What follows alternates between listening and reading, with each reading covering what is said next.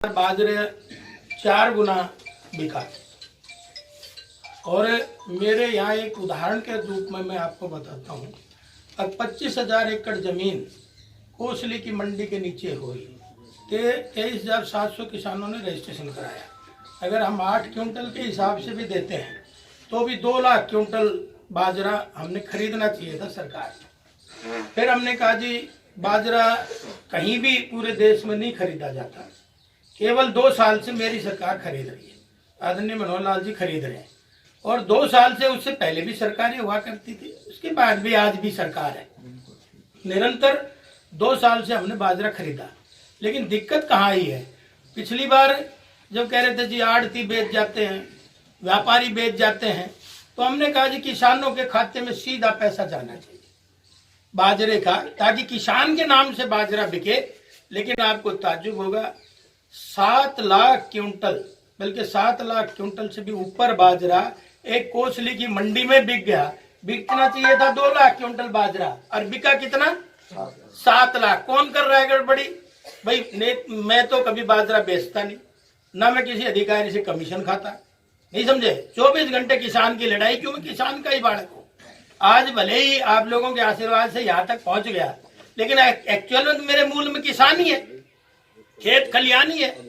तो इसलिए जब पिछली बार आपने 4 साल का कट्टा बाजरा बेच दिया, और मैं कहता रहा अपने मंचों पे, भाई इतना बाजरा ये बाहर का मत बेचो, अगली बार ये बाजरा नहीं खरीदा जाएगा, कल तुम्हें भी समस्या आएगी। इसलिए मैं कह रहा हूँ, जन भागीदारी और जन समर्थन के बिना कोई भी चीज कारगर नहीं होती। तो इसलिए आप सब लोगों ने भी उस बात में सहयोग करना चाहिए, भाई बाजरा अपना ही बिके, क्योंकि किसी पूरे देश में हरियाणा के जो कहीं बाजरा नहीं खरीदा जा रहा है। एक बात। दूसरी बात, अब वो बाजरा चलो बिकवा दिया, हाथ जोड़ के पैर पकड़ के जैसे तैसे भी वो बाजरा बिकवाया, पिछली बार बिका। मैं तो एक मंडी का उदाहरण दे रहा हूँ, पूरे हरियाणा में 7.25 लाख मीट्रिक टन बाजरा हरियाणा सरकार ने खरीदा। और इस बार भी एज इट इज रजिस्ट्रेशन 740 के आसपास रजिस्ट्रेशन अब फेर हो गया। अब प्रैक्टिकल बात में आओ, क्योंकि हम थ्योरेटिकल बात करेंगे तो उसमें मजा नहीं आएगा।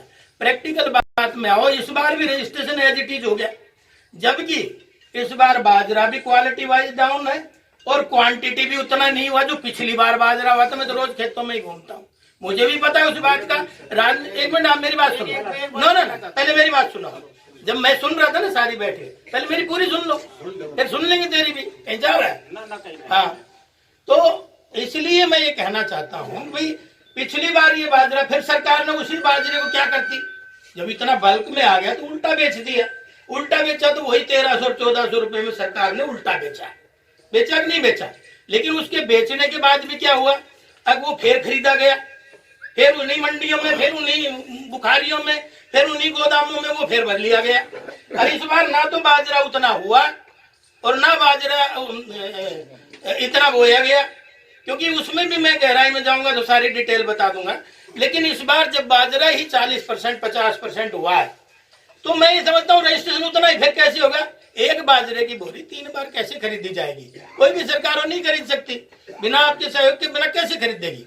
तो आप लोगों का भी फर्ज बनता है, उसमें हमारा सहयोग भी करना चाहिए। और एक आदमी का, पिछले पूरे 1 साल मैंने देखा, एक आदमी, एक किसान की कंप्लेंट नहीं आई, अब जी फलाना है बुखारी वहां भर रही है और वहां ट्रक खाली हो रहा है और इसके खिलाफ कार्रवाई करवाओ।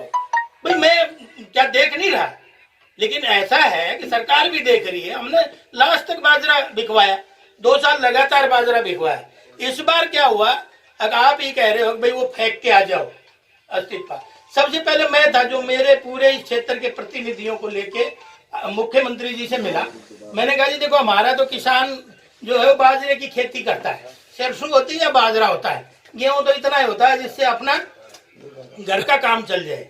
लेकिन उसके बावजूद भी हम गए, फिर हमने भी हिसाब लगाया कि इस बार हम 9 क्विंटल का, 8, 9 और 10 क्विंटल का हम भावांतर 600 रुपए दे रहे हैं, लेकिन हुआ ही 4-5 क्विंटल है खेत में बाजरा। तो उसका मल्टीप्लाई कर लो आप, किसान कहीं टोटे में नहीं है, किसान को कहीं नुकसान नहीं होने दिया जा रहा है। और फिर दूसरा, क्वालिटी भी इस बार 0 है, जो क्योंकि 1.5-2 महीने से बारिश ही नहीं रुकी, सिरटे में ही बाजरा जाम गया। ईमानदारी से आप भी उसका प्रयास करो, हम भी करते हैं, ऐसा नहीं है अगर मैं किसान के खिलाफ हूँ। किसान के बिना हमारा कोई आधार नहीं है। ये बात को मैं अच्छे से मानता हूँ और सबको लेके गया। ये जो हमें सिस्टम मिला, उसी सिस्टम को तो हम दुरुस्त करेंगे ना। कोई हम अपना एकदम सिस्टम तो खड़ा कर नहीं सकते, इसलिए उसकी दुरुस्ती में ही जब उस सिस्टम को आदत इस तरह की पड़ गई तो, और इसमें कोई दो राय नहीं, मैंने आपको ज़मीन का खाका बता दिया, प्रोडक्शन का बता दिया, उनकी भी बात सुन ली, अपनी भी बता दी। पता सबको है, क्या पता आने वालों को भी है, पता मेरे को भी है। अगर भाई बिना, जब भी मैंने कहा बिना सहयोग के किसी के सब नहीं सहयोग करेंगे तो कोई भी सरकार की व्यवस्थाएं हो वो सुचारू रूप से नहीं चल सकती। इसलिए मैं चाहता हूँ कि भाई जहाँ सरकार ईमानदारी से चलना चाह रही है, जहाँ सरकार किसान का बाजरा, जो बाजरे की बात को लेके आए थे, पूरे देश में कहीं बाजरा नहीं खरीदा जा रहा। कहीं आप खरीदा जा रहा हो तो बता दो, लेकिन पूरे देश का बाजरा अगर हरियाणा में बिकेगा तो तकलीफ तो होगी। और उसी तकलीफ के कारण हम एक्चुअल में हमारा किसान मारा जाता है, क्योंकि हमने पिछली बार ये लागू कराया कि किसान के खाते में पैसा जाए और किसी के में ना जाए, तो खाते में पैसा भी गया।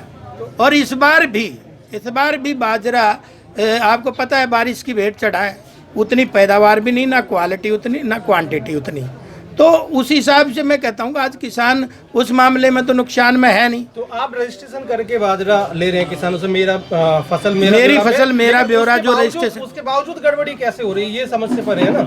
अब वो बताया ना मैंने, जैसे शुरू में आपने पूछा कि कहीं सिस्टम में खामी है क्या, तो सिस्टम तो पुराना हमें मिला है, तो सिस्टम में जरूर कहीं ना कहीं तो कराने वाले तो वही लोग हैं। हम लोग तो कहते हैं भाई ये ठीक करो, लेकिन फिर भी अब वो शब्द मैं इस्तेमाल नहीं करूँगा। सुधार की जरूरत है। सुधार की जरूरत है।